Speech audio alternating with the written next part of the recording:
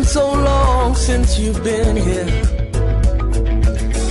You had me thinking you were about our listener and our viewer. I'm talking about the viewer and listener of Unity 93.3 FM and Unity TV, reaching you live from the hills of ZINARIYA here in Jos Plateau State, Nigeria, the home of peace and tourism. Of course, it's a lovely today being Thursday, 7th day in the month of December, the very last month of the year 2023. Beatrice Adamu is my name. Could be is still okay with me. In the studio this morning is Professor P.H. Bahmayi for the review segment. He's going to take us into deep things that we have on trending on our national dailies. And so you'll be saying another big good morning to everyone, our listener. Prof, good morning.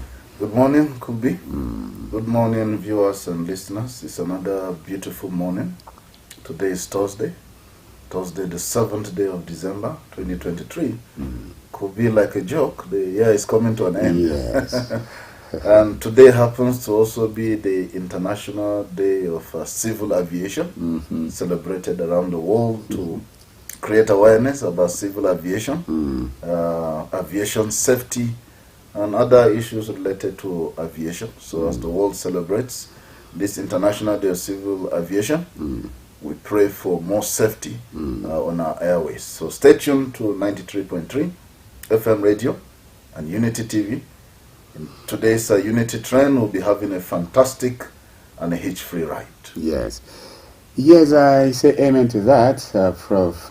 Hitch-free ride on Unity FM and TV Unity Trend. That's it. So now let's begin by just getting to talk about knockout. You know, the season it has a way of bringing its common. There are some things that are just commons to every season, and for us in this part of the world, for Christmas, you have what is very common, and so throwing knockouts. The last time we talked about this issue, you were talking about how dangerous that could be because you hardly can differentiate the sound of knockout and gunshots and all that. That can be very dangerous for us as a people. So finally, from the PPRO. Yes. The PPRO for Plateau State has released an official statement about this festive season.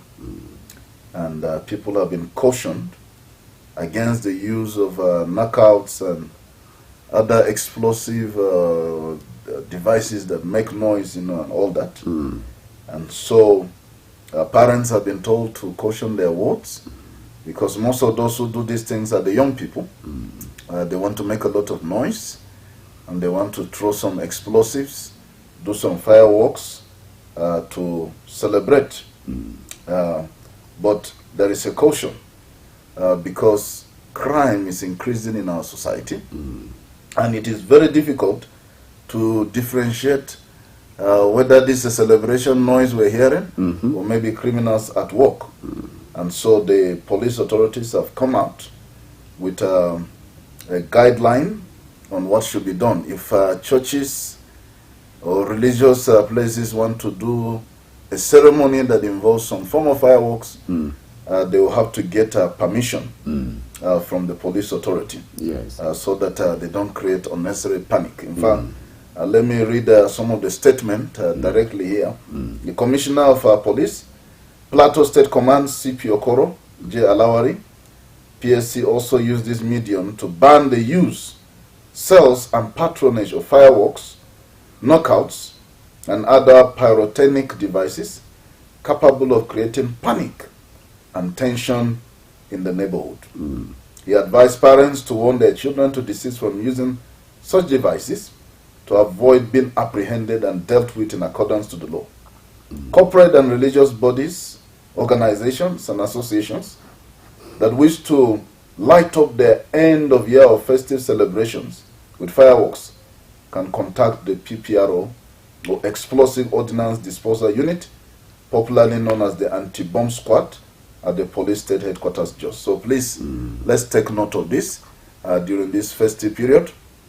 No fireworks, no knockouts, no any explosive devices of any kind. You can celebrate with a dance. You can play your music. You can eat and drink and visit friends and neighbors, and all that. But anything that will cause unnecessary tension during this festive season, we advise not to do it. Yes, we advise not to do it. If it becomes something that you insist, then why not get permission from the police? You get to have some times with them, and then they get to know not to cause some unnecessary panic. That is, if you must. Anyway, thank you so much. We have to look at issues that is popping up as a result of the sad incidents that occurred in Kaduna. But before we dive into that, Prof, I would want us to start, because that is going to take us a very long time talking about it. We'll also seek our listeners' opinion as regards what is happening. So why don't we just look at this ATBU student killed while trying to recover a girlfriend? Yes. This is another sad incident could be that happened a few days back that led to a protest at the Abubakar Tafawa Balewa University, Bauchi. A student in 500 level died, and as a result of that, the students in the university decided to embark on a protest. And what is emerging from that incident is that this young man actually was stabbed when he tried to recover the bag of his girlfriend that had been seized by some assailants in the Yelwatudu area of Bauchi, not too far from the permanent site of the Abubakar Tafawa Balewa University. Now, this young man was stabbed in the chest. And the assailants made away with the bag, the handphones, and whatever it is they wanted. And this young man died. The students of the university embarked on a protest, blocking the gate leading to the Abubakar Tafawa Balewa University, Bauchi. And as a result of that, the police had to come in to try to at least calm the situation. In the process, of course, the police will use their tear gas, and the rest. So the university management had to quickly shut down the Abubakar Tafawa Balewa University. So as we speak right now, ATBU has been shut down to avert a breakdown in law and order. According to the spokesman of the university, the student demonstration was hijacked by hooligans and hoodlums, and they were using the opportunity to cause unnecessary crisis in the city. And in order to avert further crisis, they shut down the university, and students were ordered within 24 hours to leave the university. This is rather sad, and especially considering that this is a young man full of potential. And at 500 level, he has barely a year to graduate from the university. And now he has lost his life in an attempt to recover the bag of his girlfriend. They were on the way from the university because they stay off campus when some assailants accosted him and his girlfriend, and they seized their phones and seized the bag of the girlfriend. And he went after them to collect back the bag. In the process, lost his life. I think there's an important lesson here that we can learn. Is it worth it, losing your life because of a handset or because of a bag? One of our lecturers here in Jos, some hoodlums accosted him and harassed him, assaulted him, and then his handphone fell down and they picked it. And he said, is it because of handphone? His handphone, you will have just asked me to give you the handphone, that's all. I will have given you instead of injuring me because you want the handphone. Life is more important. Life is more important. One of my neighbors lost her daughter because the assailants tried to collect her handphone. And then she did not cooperate to release the handphone. So when they were trying to seize the handphone from her, they stabbed her. That was the end of her life. Please, I think listeners and viewers, we should advise ourselves. If you have these criminals coming after you, they want handphone, give them, let them take the handphone. They want your bag, let them take the bag. They want your ATM, give it to them. Whatever they want, release it to them. Don't struggle with them, because these are die-hard criminals. If you struggle with them, they can shoot you or stab you, kill you in the process. And then you've lost your life. Of what value is your property when your life is lost? So our hearts go out to the family of this student who tragically lost his life. May his soul rest in peace. We commiserate with the family, and we pray that God will comfort the family of this student of Tafe Balewa University. Oh, thank you very much for taking us on that ride already, Professor P.H. Bamei. Very quickly, before we look at the issue of Kogi Global Tribunal, this one is just, we may not be going politics today, so to say, but, well, that's just the headline. A caller, a reporter on Unity City Report this morning called to talk about the issue of, some people would come, usually he said, there's a particular van they use, and they claim to be members of the police, and they are not on their uniforms, and they would harass people, students most especially, and then collecting their phones. We don't know how true this is, and so we are not saying they are, but of course it seems to be something that needs an urgent intervention, so that the police would rise up to curtail or even wind this down. He said along a college of accountancy, there's a university quarters there, I want to believe somehow. So that it happens, it has been happening, and so he feels to call and report on Unity City Report this morning. And so we want to say we have a wonderful officer, Yes. The PPRO. I'm sure somehow he's listening. He will get to put up his investigative apparatus, I'm sure, to get to know who is responsible and for what reason, and I'm sure we will get a report from him. If they're not members of the police, of course, I'm sure such perpetrators would in no distant time, be apprehended. That I want to believe. Absolutely. If they are seizing phones, on what grounds? You can't just stop somebody on the street or come to somebody's residence and collect his phone. Categorically, the reporter said they would even ask you to transfer your money. No. This shouldn't be the police. This should be criminals. This shouldn't be the police. It cannot be. They cannot be police. I think, viewers and listeners, the PPRO has given his phone number on this platform. Yes. And we want to call it out so that you can report this kind of incidents. This is the phone number of the PPRO, DSP Alfred Alabo, 080 6054 5670. 080 6054 5670. The phone numbers of different police divisions and stations, depending on where you're staying, is also available. And it is your right to call them when there is a problem like this. So please, I think we should be very alert, so that some people don't take advantage of us. If it's along the ring road, you said, towards Angwan Rukuba. Yes. I don't know which police division they are under. Should be taking care of that area. Which police division is that? It's not under Anglo? And it's not under C division, right? Is it Nasarawa division? Maybe Nasarawa, somehow. So we have the phone numbers. You can call us. We can even give you these phone numbers. They are available. Yes. Depending on your location, you can call the DPO. You can call the officer in charge of that command, and you report these kind of incidents. The police have been telling us that we should report these kind of incidents, so that people don't stop you, collect your phone, ask you to transfer money into their accounts. On what grounds? On what grounds? What's the difference between them and armed robbers?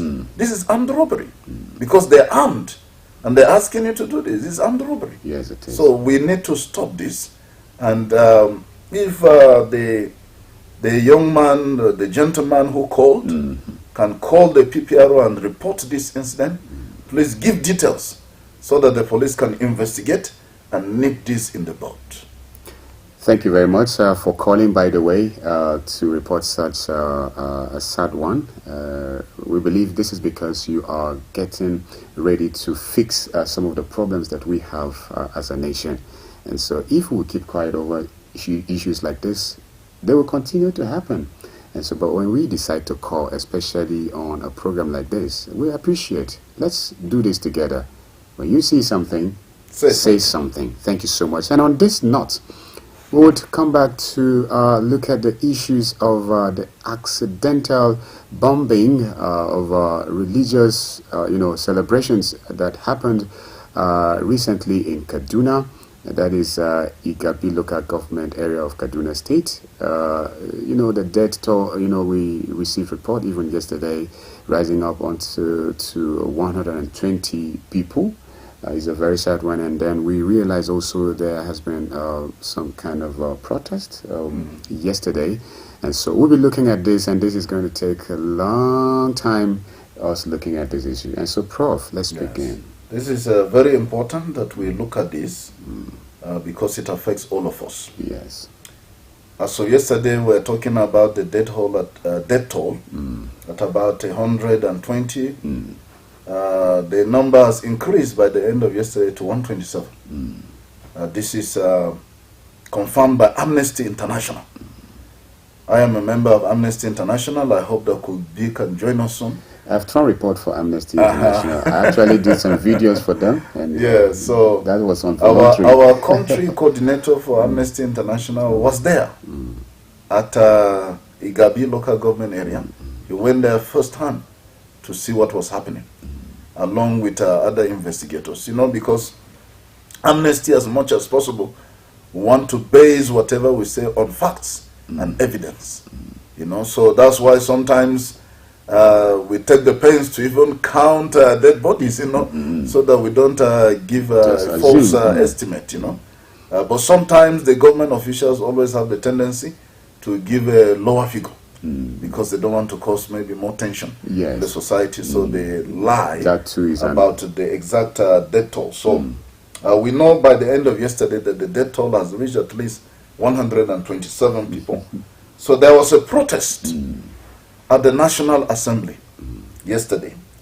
And this protest led to the shutting down of the National Assembly for at least 2 hours. If I was the one leading the protest, we would have shut the National Assembly for the whole day, not just 2 hours. But it was shut down for 2 hours because of the bombing incident. Listeners and viewers will recall that on Sunday night, the army drone bombed the village of TUNTBE 2 times in a row. And this led to mass casualties. A lot of people lost their lives. And these people are gathered to celebrate Eid al-Maulud. There were men, elderly, women, children. In the midst of the celebration, they just discovered that they were being bombed. And while they were trying to count their losses and take care of the injured, another bomb came again. And so it was a mass casualty. Yesterday we talked about this, and we emphasized the need for the government to pay compensation, to pay what is called dia in Islamic jurisprudence for each and every one of these lives that was lost. Dia has to be paid. The government will need to sit down with Islamic scholars and determine how much should be paid as dia for each of these people who lost their lives. And I hope that the federal government will take this serious, because we keep having things like this happen, and sometimes they're swept under the carpet and you don't hear anything again about it. But this time around, Amnesty International is already threatening to go to court to sue the federal government if something urgent is not done. And they're not the only ones. We have some NGOs that are also involved We have the Arewa Youth Council, who were the ones that organized the protest. The protest was organized by the National Youth Council of Nigeria, Northwest Zone, and the Arewa Youth Movement. And the coordinator, Nasir Ishaku, spoke with pressmen yesterday, demanding justice for the victims. So this has just gone beyond what the government can sweep under the carpet. Because the United Nations has also made comments about this, calling on the Nigerian government to speedily expedite justice, investigate what led to this, and who are those involved, with a view to averting future occurrences and paying compensation to the families involved. So this is beyond Nigeria. It has gone to the United Nations. It has gone to Amnesty International. And various NGOs across the country are talking about this. Christian Association of Nigeria has come out to speak strongly and condemn this act. The Jamaatul Nasrul Islam, JNI, has come out to speak against this. Islamic scholars, Christian scholars have come out to speak against this evil, because this is a peaceful community where Muslims and Christians live peacefully in Tudunbiri, Igabi local government of Kaduna State. They even celebrate their feasts together. And then suddenly, this peaceful village, this wonderful, nice village, its quietness was, affected by this bombing incident and accident that could have been averted if the Nigerian army had worked on credible intelligence and had taken necessary precautions instead of being hasty to just bomb suspected terrorists. Shouldn't we have analyzed the intelligence? Shouldn't we have looked more closely to say, can bandits be this large in number? Can there be very elderly people? Can there be women and children among them? If they are bandits, why are they not brandishing weapons? Why are they not holding RPGs? If they are bandits, why didn't we see them with AK-47s and ammunitions wrapped around their waist? Then only to just bomb these innocent villagers of Tudunbiri, Igabi local government area of Kaduna State. So something concrete must be done, because the protest yesterday is just the beginning of protests. More protests are going to be coming up if something is not done. And thankfully, this is what we advocate for: peaceful protests. Peaceful protest. The protest yesterday was peaceful. After 2 hours, they stopped. They were able to address the press. They were able to make their demands known. They were able to address the international community. They were able to say what exactly they wanted. And this is the way to go about protests. I suspect that in the days to come, more peaceful protests will be coming up here and there, because 127 lives lost is a colossal waste of human lives. And this is the number we have because they are still counting. So the death toll is likely to increase. And we have hundreds of people in the hospitals undergoing treatment. Today, before I even left the house in the morning, a few people had already died at the Baradiko hospital, and more are likely to die because they are in critical condition. Some of them are little children, 5 years old, 6 years, 7 years old. They are between life and death. So the government needs to also foot the hospital bills of all those who are undergoing treatment in various hospitals in Kaduna. Some of them will need to be taken to the National Hospital in Abuja. Some of them might even need to be taken outside the country. The government should be able to foot the bills for their treatment fully, in addition to paying compensation to the victims. And Prof, we want this to be done. We want it in the public domain. We want to know it should be transparent, so that we will get to know, and it has a way of winding down whatever feelings that you have against this action. When people get to know that the government is doing something every now and then, every day, okay, this is what government is doing, naturally you would want to start feeling relief because, of course, like you are saying, we want the government to do something and do it urgently. Now, doing it urgently, we also want to hear. We also want to know that the government is doing this. That's right. Even as somehow we are predicting that it's likely to have more and more protests. You know, but if the government comes out to start saying, I'm doing this now, probably it will wind down the possibility of having proliferations of protest. That's right. In fact, if I was the president and commander-in-chief of the Armed Forces of the Federal Republic of Nigeria, I'll pay a visit myself. The Chief of Army Staff has already gone there. He has paid a visit. The Deputy Governor of Kaduna State, representing the governor, has visited along with some prominent clerics. But it will be wonderful to have President Bola Ahmed Tinubu visit that community, reassure them that we really regret this mistake. That's it. And that we have your interests at heart and that we're going to do something.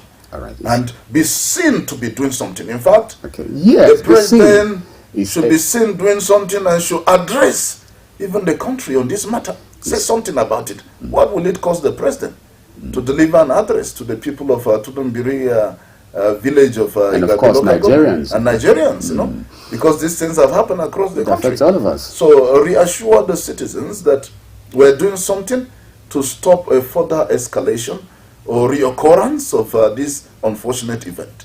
And when we do that, that is going to reassure the people, and so that the people will feel that the government really cares about them. Oh, thank you very much, Prof, for taking us on this wonderful ride. Our listener and our viewer, it's 8:30, and we'll go on a short break. I beg that you stay tuned. We'll be right back.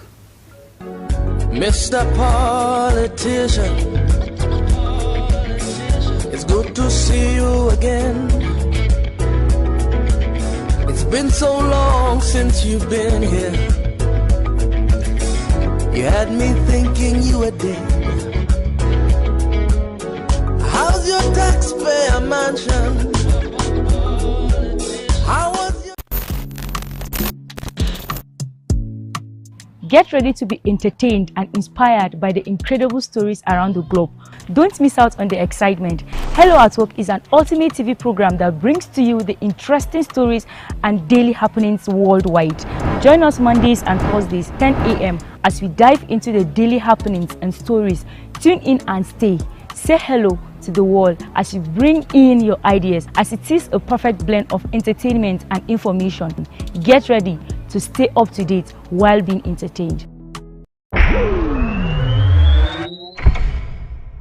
Unity. Unity TV.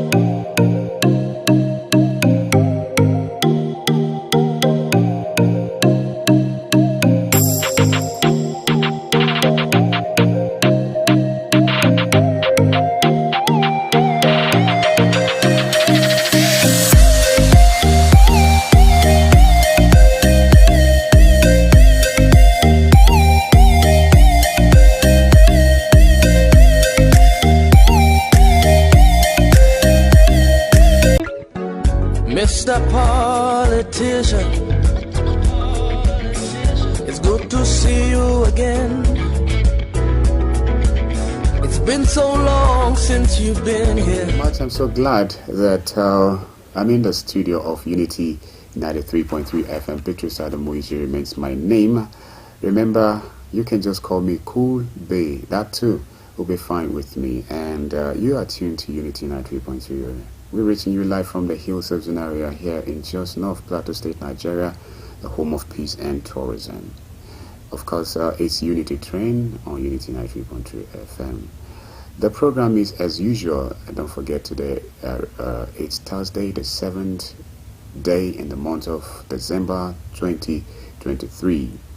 And it promises to be very, very interesting, especially for the topic that we have today is one that has to do with you. And so I would love that you stay glued to your TV set, even your radio set, and let's do it together. You can also be with us on our YouTube page, which is Unity FM TV, and you can also follow us on our Facebook page, Unity Radio FM /TV Jaws.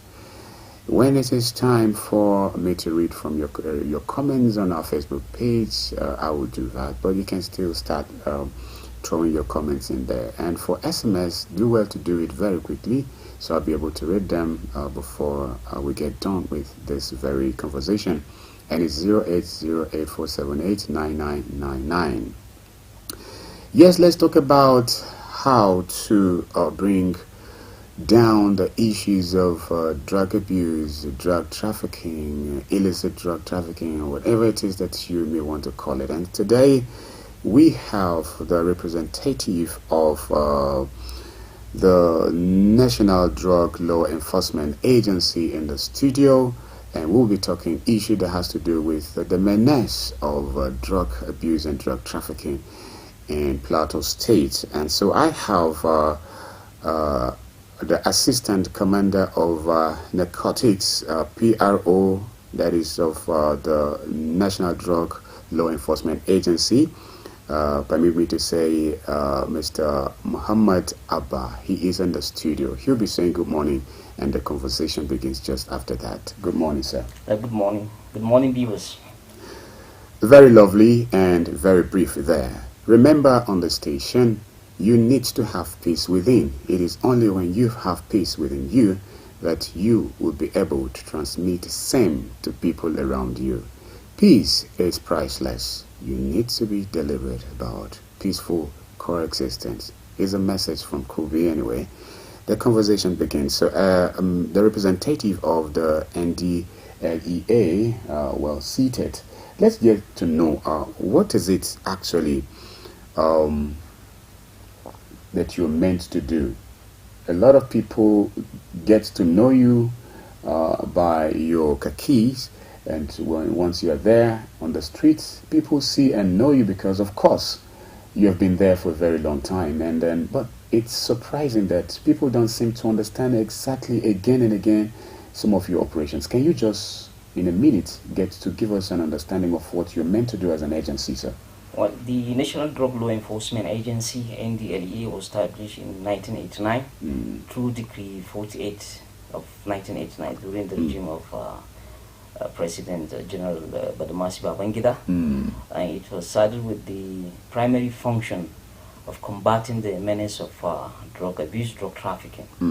And basically it employs a kind of what I would call a double-pronged strategy. Okay.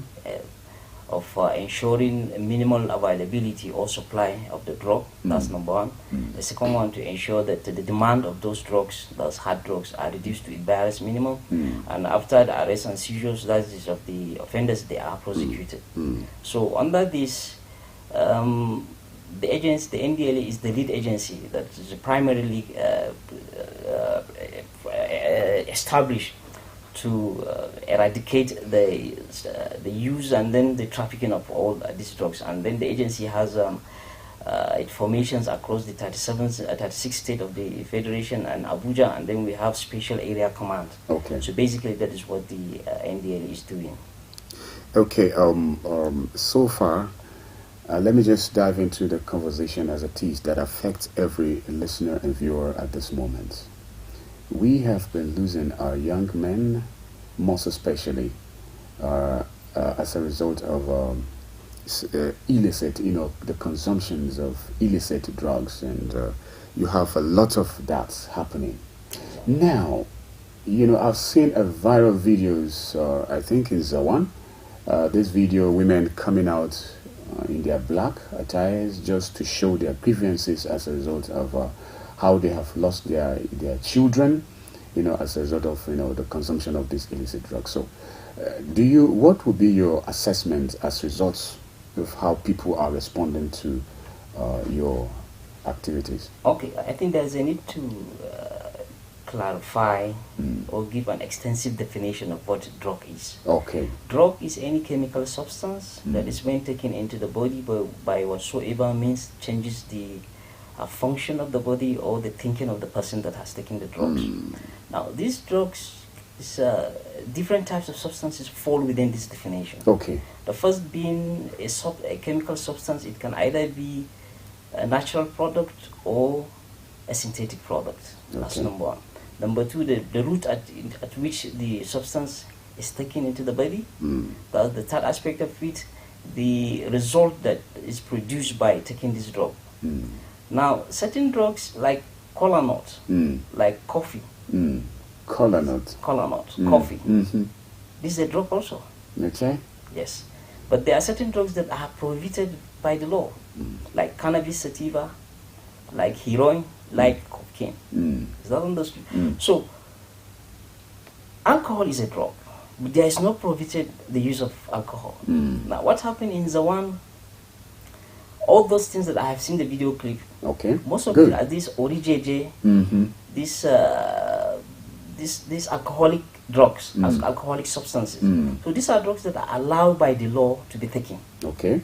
Is that understood? Okay. But I have not seen maybe cannabis sativa or heroin or cocaine in that, in that clip. Now, NDLEA is a law enforcement agency. There are laws that govern its activities.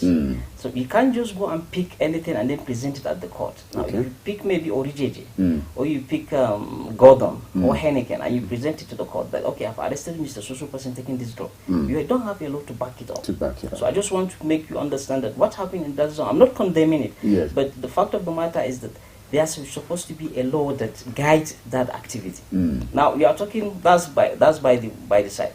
Unfortunately, the statistics released by the United Nations Office on Drug and Crime in conjunction with the National Bureau of Statistics in 2018 and 2019, the average use of drug in Nigeria is around 15.4%, which is that's higher than the global average. The global average is I think 5%. So unfortunately, we have a rising trend of use of drug. But despite that, the NDLEA is doing tremendous, it's putting tremendous effort under the leadership of General Buba Marwa to ensure that the mandate of the NDLEA of eradicating the use of drug, suppressing the supply of this drug is brought to the barest minimum. So basically, like in Plateau State, within the last 2 years, the NDLEA succeeded in mopping out almost 10 tons. 10 tons of different types of hard drugs. Mark you, when you use the word drug, it does not necessarily mean hard drug like cocaine, cannabis, heroin. Like I've said, kola nut, alcohol is also a drug. But the ones that I am talking about is that hard drugs, those that are prohibited by the law. And we have succeeded in convicting more than 200 suspects within the last 2 years. So taking off more than 10 tons of hard drugs in just Plateau State, it indicates the enormous effort that the NDLEA, the agency Plateau State Command, is doing. So I think we are doing a very good work in ensuring that the use and the availability of this drug is brought to the barest minimum. Okay, what would be your take as regards what is allegedly, it is believed that this alcohol still referring back to the Zawan viral video. You have nothing in courts to back you up, even if you take such to courts. But in your take, don't you think is that particular alcohol, has it in any way helped the right thinking of its consumers? No, definitely this kind of psychoactive substances, and alcohol is one of it. They have the capability of undermining one's ability to think in a rational fashion. If you cannot think sensibly, definitely you are going to act in an irrational way. In 2020, yes, the immediate past NSA, National Security Advisor General Monguno, draw a definite conclusion between the use of drugs and violent crimes. I think it's even a causality. Relationship is a causality. It's no more even what do you call it, correlation, but rather a causality. One causes the other. So definitely the use of alcohol, but the law, there is a law. The law says you can take alcohol, but probably you can't take alcohol in excessive quantity while you are driving, because if you are in a state of inebriation, you could be a source of risk to you yourself if you are driving, and then to other road users. But there is no law that says you shouldn't take alcohol. Yeah, exactly. So NDL is not even mandated to take somebody that is taking alcohol to court. Because it's not even a law. It's not even an offense to take alcohol. Yes. First of all, it's not an offense. It's not, and so even if you should take someone to court, you have less of an evidence to... Exactly. That's NDL is National Drug Law Enforcement. So we enforce laws that are related to drugs. Okay, now, but it is true that these drugs, have some... Don't you think it's about time to review some of these things so that we have something that will present, as in law, to take care of some of these challenges? Definitely. I think it depends on the ethos in a society. With due respect to maybe a society that doesn't have a lot of number of Muslims, if you go to Zamfara, Kano and others, I think they have a bylaw that prohibited the use of drugs. Even during, during junk time, there was kind of a bylaw that limits the time for someone to use... To sell, those who sell it? Yes, exactly. Okay, you don't sell up to a certain time in the day? Yeah, I think there was something like that. So, it depends on the impact these drugs are causing on the welfare of the society, on the health of the society, productivity of the society. So it depends on what the general purpose regarded the effect of that drug. Then we're in a democracy, so they can make their presentation, talk to their senators, their House of Reps, their House members, so that they can formulate a law that can regulate the use of that. Not really to stop it. Certainly some societies, some cultures look at the use of alcohol sacrosanct, if I may use that word. Thank you. Oh, thank you very much. What would be your advice now on how to curtail, like you have rightly, begun to establish, to curtail, you said. Now, how best, because we are fast losing our youth. And in fact, they are becoming like a cult. You don't get to talk to them about how this thing is killing them. In as much they have just started taking this, they still want to be a part of it. They don't want to stop anytime soon, and they're becoming like a family. You don't talk to any of them and the other one is passing and just let you go. What you see, the NDLA had identified certain predisposing factors that precipitate the use of drug. One is the availability of drug, and that is where the mandate of NDLA is. The mandate is to ensure the minimal supply or the availability of this drug. That's number one, and then we are making that effort. You see our offices on the road, the border, seaport, airport, and the land border of the country. You see our personnel trying to ensure that these drugs have not come into the country. You see our officers on the road on patrol, ensuring that there is no intrastate movement of those drugs. And then where we have information that a particular area there is drug activity, we stop. That's number one. Number two, we talk to people. There is what we call drug abuse prevention education. Now Christian and War Against Drug Abuse, a pet project of the current chairman, chief executive, General Bugabarwa, retired, is an effort to educate people on the dangers of using this drug, so that they will have factual knowledge, and at the end of the day, will be able to make informed decision to stay away from the drugs. And there's a certain coping skills that we teach these people so that they can apply it, and then they will be able to resist the pressure to take those drugs. So these are the ways in which NDLA is doing. Now, you are taking the advice that I should be giving to people. Is that what you are? Yes. Okay.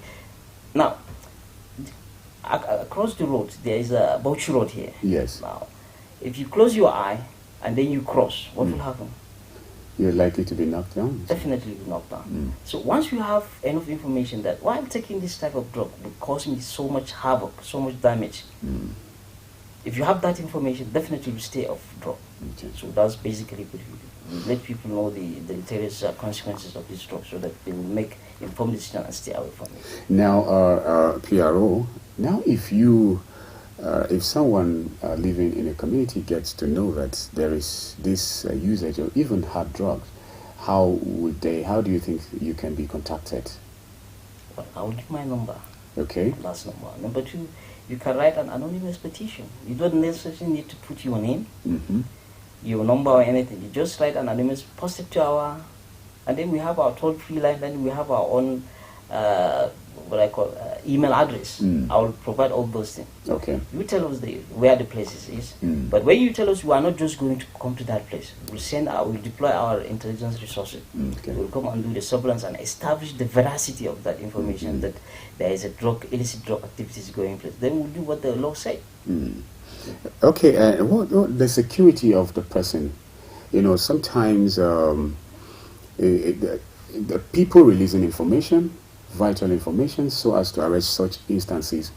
Now, their lives are being threatened. So how can you ensure our listener and viewer who would probably want to release some information to you, can you assure them of their security? Definitely. That's what I said. They can even send an anonymous petition. They can post it. They can send through our email address. Maybe the email address might not necessarily be traced of the person that uses it. Or he can directly come to the office. We maintain utmost confidentiality on our source of information. I think I love this. Exactly. Utmost confidentiality. Oh my, that's good. It's a sacrosanct. So we can't just we cannot expose the source of our information. So anyone feel free to come and tell us. But Mark, you can't just, maybe you have a problem with your neighbor or maybe a girlfriend or something like that. You feel that, okay, since I have problem with this person, let me go and inform NDA that there is a illicit drug activities going just because of crisis relationship. Exactly. All right. Okay. Can you, before we go on our break and then come back to have our viewer and listener get the call, what is your assessment so far as regards the use of drugs on the plateau? Let's just speak plateau here. Yes, that's survey, because that is the most recent statistics, available official statistics we have. I think about 240,000 of persons between the age 16 to 64 of those people on the plateau consume hard drugs. I can't get the real percentage, but I think it's not an unbiased record, and we are trying as much as possible to ensure that these statistics will reduce it down. That we ensure that the supply or the availability of the drug is reduced to barest minimum, that people are informed about the deleterious danger of using this drug, and then the demand for this illicit drug are reduced. What we are doing, I've told you, within the last 24 months, we've mopped out more than 10 tons or close to 10 tons of these hard drugs. We convicted about 200 drug offenders. And then there's what we call brief counseling intervention. Those people that were found at the joint, but they are not deep in the use of the drug, they are counseled for 2 or 3 days, and they are given what initially I said coping skills, those skills that will enable them to withstand all stressful situations that may warrant them to use drugs. So that's the situation. The things is coming down, but to mop out 10,000 tons, it implies that the NDA on the planet is doing a great. All right. Is it a death sentence to be in your net?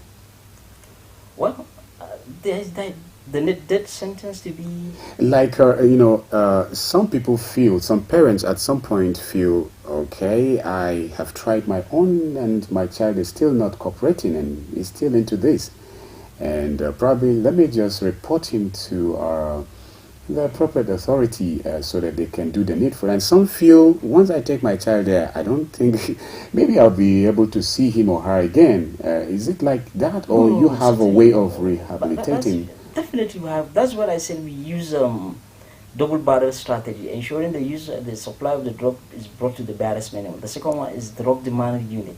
And that's why we have treatment and rehabilitation center. We definitely have. Oh, good. Please tell us about this treatment and rehabilitation center. This treatment and rehabilitation center is a facility whereby that somebody is in deep into the drug, and then he reached a stage whereby he cannot be controlled, or even if he wanted to stay away from the drugs or to stay away from the use of drugs, he might not be able to use it because he needs the help of professionals. And then in this our facility we have medical doctors, we have an understanding with JUT and some other health facilities, psychiatrists, doctors come, and then we will have our own psychologists, and then so it's a place whereby the person is treated, is rehabilitated, so that all his productive functioning capability are returned back to him.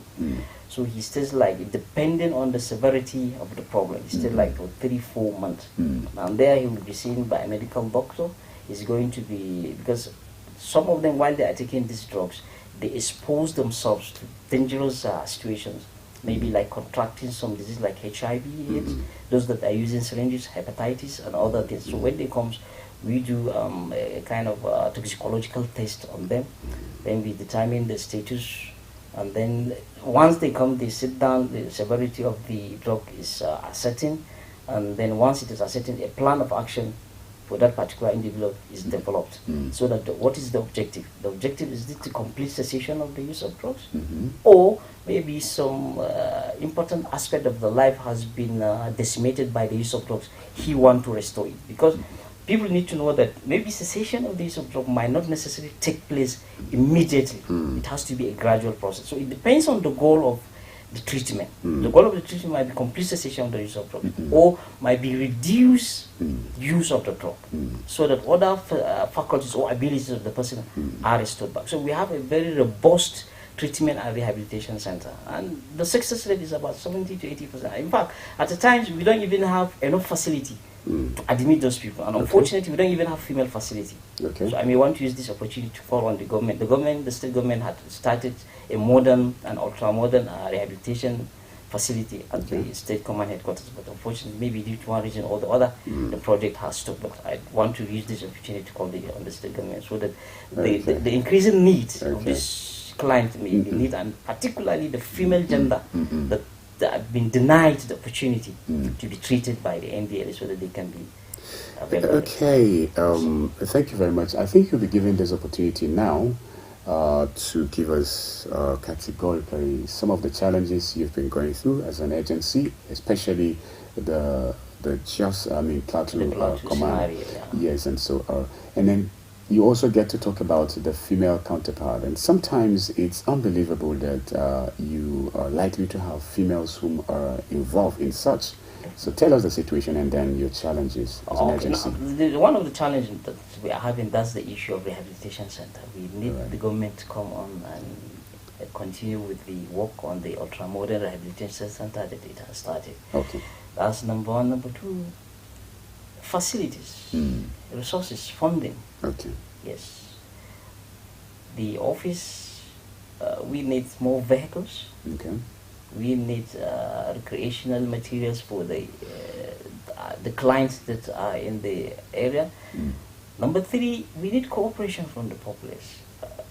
Plateau State has 17 local government. And thank God, with the recent input of our recent cadre that come out from the academy, at this moment, all the local government areas of the state, we have our representatives. Oh, that's great. But they can be in all the nooks and crannies of the state. So we need information, and that's why the identity of the person that provides information to us is sacrosanct. The confidentiality is of utmost importance to us. So we need that cooperation, that these people should give us that information. All you need to give us the information, then we'll develop it to what we call actionable intelligence. Once it is digested, then we will act on it.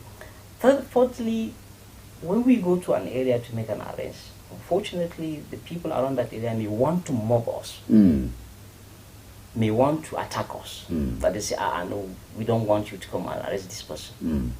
And then we are having that problem of mob action. Then the fourth is the terrain, the difficult terrain. Some areas of, the orographic nature of Plateau State. Some of the terrains are a little bit difficult for us to get into, but we need some specialized vehicles so that will allow us to get into that area. So one of the challenges, before you continue, one of the challenges you say is actually when you go to make some arrest, after probably you must have investigated and ascertained in fact, we even made the arrest, we even carried the suspect with the exhibit. And sometimes the community, the people just come and then rescue. To them it's rescue. Yeah, certainly. Say, no, lie.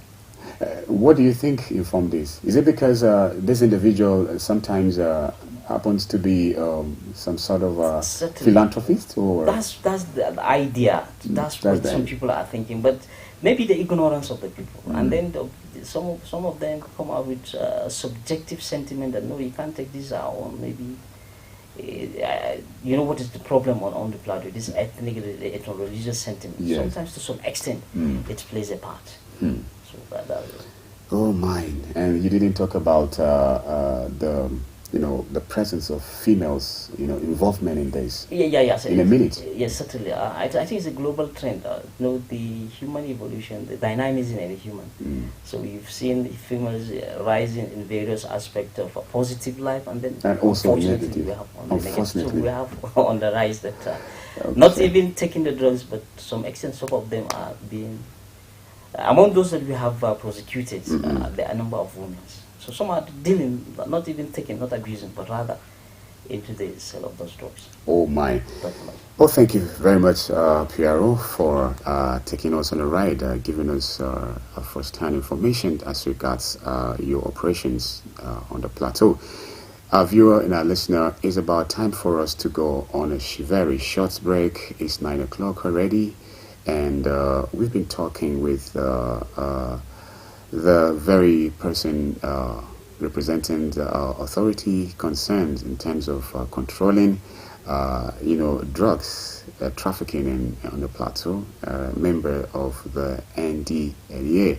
And so we're going on a short break. And after we come back from the break, you may make an anonymous call and inform us of anything you want us to know in your community. You need not to tell us your name because of the information you want to release. Thank you so much. We'll be right back. Mr. Politician, it's good to see you again. It's been so long since you've been here. You had me thinking you were dead. How's your taxpayer mansion? How was your...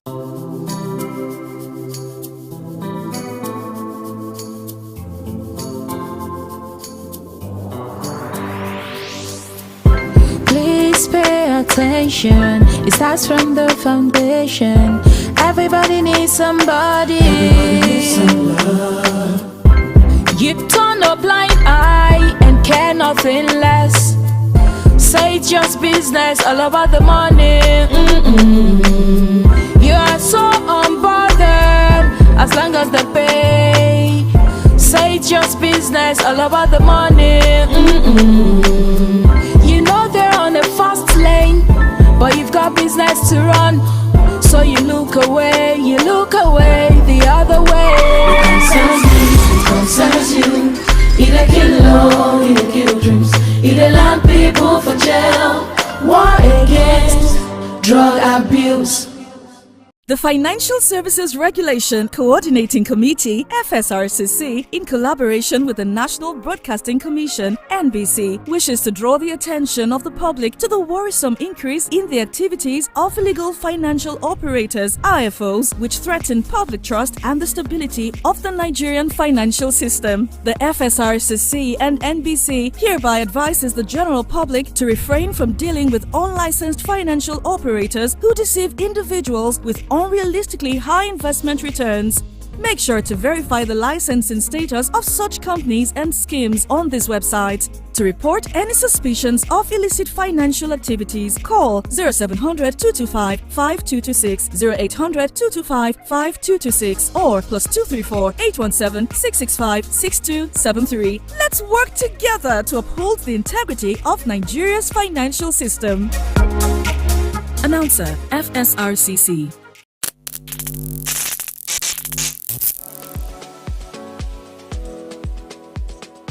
Are you bored and need some company?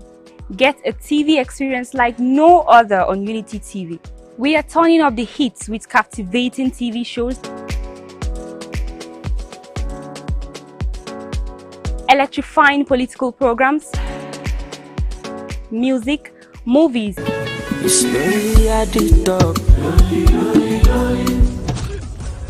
and lots more that will leave you craving. I'm sure you want to know more. Tune in to Unity TV today and let the excitement take over. Mr. Politician, it's good to see you again. It's been been so long since you've been Stay here. tuned with us on Unity 93.3 FM and Unity TV. It's Thursday, the 7th day in the month of December 2023, and it's the last month, of course. And so do well to stay out of trouble, because peace is priceless. So Christies and lots of other listeners and viewers of Unity 93.2 FM will always say. And so today in the studio we have the representative of the NDLEA, the PRO, or Assistant Commander of Narcotics, Muhammad Abba, is in the studio. We've been talking about the rising trend of illicit drug trafficking. And so now is your time. Just call 070-3235-3315 and tell me your name, where you are calling from. You go straight in a minute. Let's hear from you. What's your take as regard drugs, illicit drug consumption on the plateau? If you have any information for the PRO who is in the studio this morning, you might just place an anonymous call. You don't need to tell us your name. Just tell us where the problem is about drugs abuse. And so he will take it up from here. And thank you so much. No need to confront any of our staff or even the guest in the studio. Do well to stick with the rules, which of course promoting peaceful coexistence. Mind you, the comments made on these platforms are no way the position of Unity 93.3 FM. And so let's begin to pick your calls. Hello, good morning. Good morning, Kuzi. Thank you very much. Good morning, Professor. Good morning, guest. Yes, you're welcome. What I want to say this one is, I want to add a question. Yes. Well, my question goes like this. What of a person that work with MDLA that took a lot of all these kind of drugs, but is a staff of MDLA? You understand? Because I have one, that's what I'm calling. Okay. You understand? Okay. 5 o'clock, we don't get drink. This one now, this is just watery. All this kind of nonsense drink. Before you greet him good morning, Masu don't already tell you, see where he's coming from. Okay. So that is it. He's an staff. We enjoy. All right. Thank you. God bless you. Thank you. If you have any of such, you just place an anonymous call. Anonymous call, you don't need to tell us your name because of your security, okay? But make sure what you're telling us is the very truth. And of course, if anything short than truth, let it be a fact. Okay. Thank you so much. 070-3235-3315. In a minute, let's get it done. Hello, good morning. Hello, good morning. Thank you. Your name and location, if it's not an Good morning. Good morning. Can you hear me? Yes, I can hear you. Go on. Yes, this is Benedict calling you from Seringada. Please, if you can hear me, please let me know if you can hear me clearly. Yes, I can hear you clearly, Benedict. Thank you very much. I want to appreciate you, the presenter from the guest in the studio. Thank you. Permit me this moment to digress and to say something that is actually bothering my mind concerning the unfortunate incident that occurred in the government area of Kayatarwa State and Sunday. You see, in Nigeria, it is actually pathetic that when something happens to a particular set of people or religion, the other side that is not of the same religion is just as it as it's a normal thing and it is their own affair. Okay. But I want to tell Nigerians listening to me today that the thing that happened in Kaduna State has happened to Nigeria and to Nigerians. And it is something that should bother every single living person in this country. If you look at the situation that is going on in Gaza and Israel today, I wonder why the United Nations have not come out to stop Israel from killing and bombing Nigeria and bombing innocent people in Gaza. And today now, I don't know why people are still waiting to keep a very, very strong protest and condition. Not listening to the government, because it is not the first time that this is happening. I don't understand how the citizens of this country are afraid of their own places. And again, in this issue, it is not even the first time, not the second time, not even the first time that this thing is just continuously happening. Now I'm talking about compensation. What amount of money is going to compensate a human life? Just one single human life on earth. You see, no money in Nigeria cannot compensate one single human life. And I don't know why you did that. People do such stupid things, stupid, unthinkable things, and they make away with it. And before you know it, it is just under the carpet. I want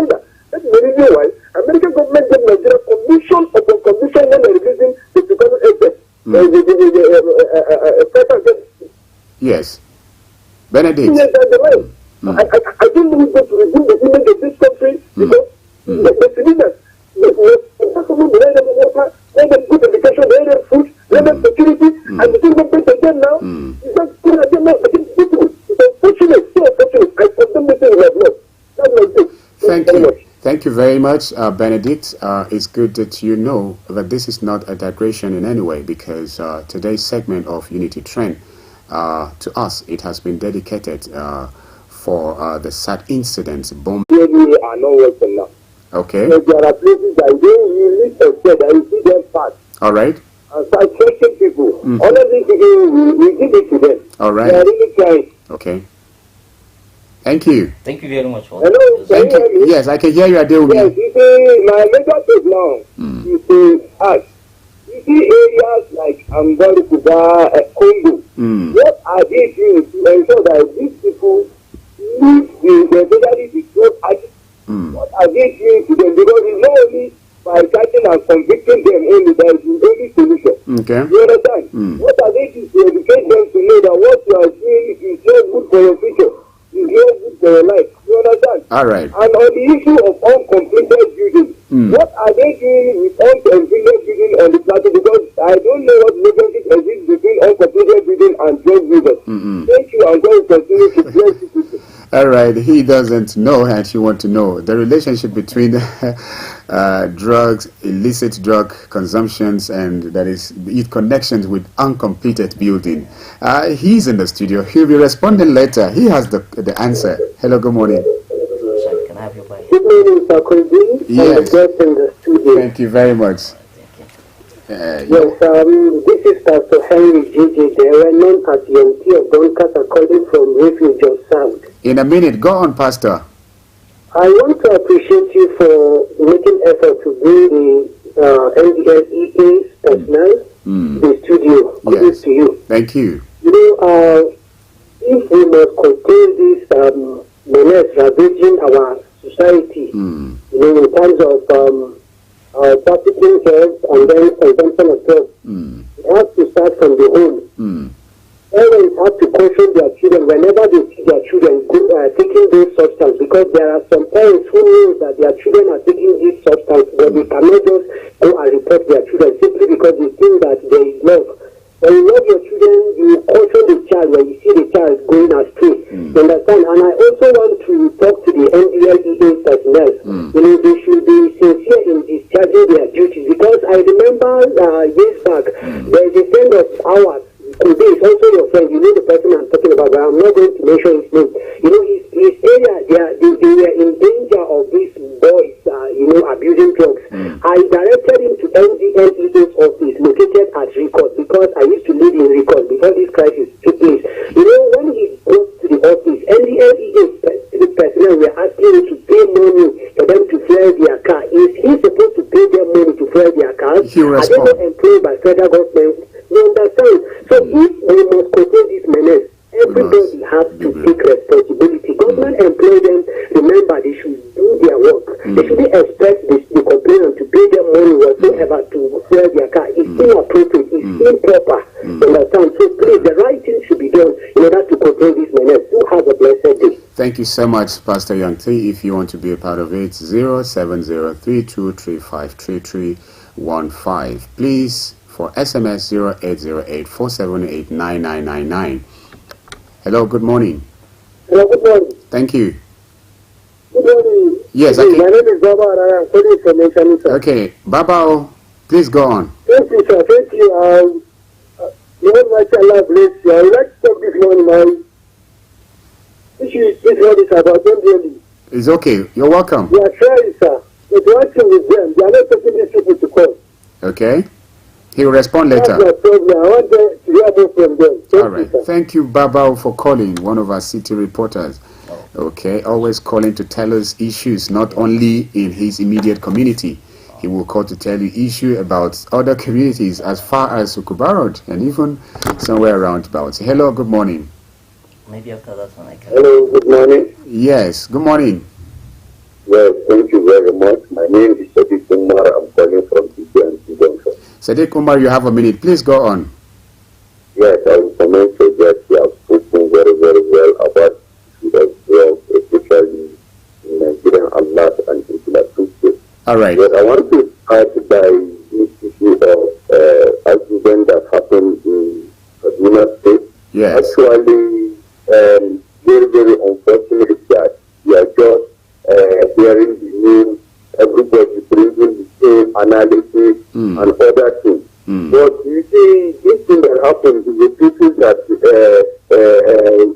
attack the officers.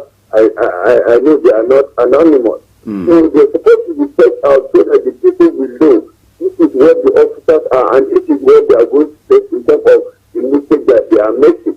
I don't because the lot of people have been destroyed and you cannot just keep quiet and the government is not doing anything. Relating it to the issue of drugs in Plateau actually is something that is very, very worrisome. Yes. In how things is happening. But kudos to the NDLA, they have been doing up and doing for their work. And also this is going to call on people, give them their support in terms of making sure that they are practiced. But my question to you just is that there is this kind of latest people that are uniform, that are using this kind of drugs. Okay. And when you see them, if they are now listed with women, you see that like these women are having immunity. Right. And after all, you see that nothing has been done with them.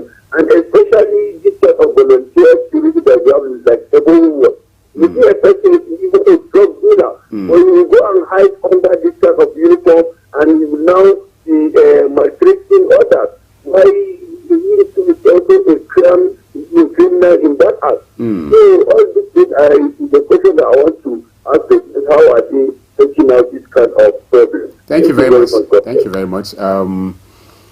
I think we have a lot here. We'll just pick a few more and then we'll get done so that we'll let the PRO to respond. We're having some issues with our network for your comments on Facebook page, but that notwithstanding, let's see how we can fix it even before we get done. And so for the SMS, let's get some of them read. This one say, good morning, presenter and the guest. May God bless you for your words of encouragement and counseling that help us. Please, did the guest have a phone number we can call? Be blessed from Yusuf Umar Malgui Gadabi. Okay, yes, a phone number later on, Malgui. You do stay tuned. I'm sure later on he's going to take care of that. Please, my regards to Chairman of NDLEA and all the staff. You are doing a great and keeping safe. My concern is those pharmacies and medical shop. You have to look their activities, most especially the illegal shop. May Allah comfort your hearts and never allow you be deceived by delusions of the world. May his protect us from all harm. Hassan Garba, I don't seem to get it very well from you, but thank you so much for sending in yours. And then I have this one, which probably may be the last for this morning. Good morning, Kobe, Professor Bameyi, and the guest in the studio. Kudos to the professor and the guest for their wonderful analysis. Honestly, the use of hard drugs by our young people these days is alarming. Some of them are ignorant of the bad effects it will have on them in no distant time, while others are aware but still involve themselves in it. It is so unfortunate. Both parents and the security should do the needful before we lose all our young ones who are leaders of tomorrow. Peace is priceless. Let's live in peace. God bless Unity FM. God bless Nigeria. Christy Izan from Rukubara. We'll let you respond. We have to spare limited time. Exactly. Thank you. I will start with the person that alleged an officer normally takes these drugs, and maybe by 5 a.m. he will be on the drugs. One of the cardinal principles in NDLEA is before you are even taken, before you are even employed, you must pass through toxicological tests During the last 2 recruitment, certain number of people that have proved positive for use of some of these drugs, even from highly placed personalities, were sent out of the recruitment process. Okay, recruitment process. So once somebody is established taking, especially these prohibited drugs, is summary dismissal. But when it is socially acceptable drugs like alcohol, if he takes that drug to the point of stupor, there is a provision on the NDL ethics. That's what we call NDL order. Definitely, once he is found culpable, he will be dealt accordingly. So we'll try as much as possible, because from indication, the person is alleged to be working on the Plateau, that's in Plateau State Command, and we'll try as much as possible to see that we get, once we get him, the necessary disciplinary action will be applied to him. Then someone asks the relationship between uncompleted building and the use of drugs. Well, it gives them a convenient place. In most cases, we see uncompleted building give an isolated environment. So that is the reason why they are taking those drugs.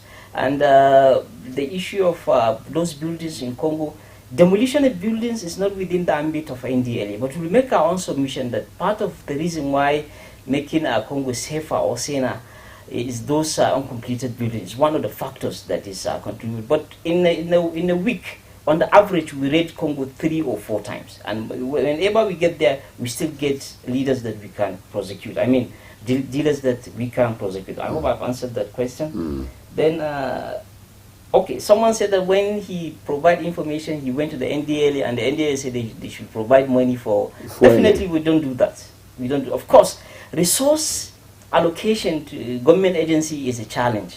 When I was discussing the challenges that we are facing executing our problem, I talk about funding. Of course, we don't have enough funding. We don't have adequate funding. But what we are having, we are making maximal use of it. But we will never ask anyone to give us money to go. We have money to fuel our vehicle and conduct our surveillance and then the raid operation.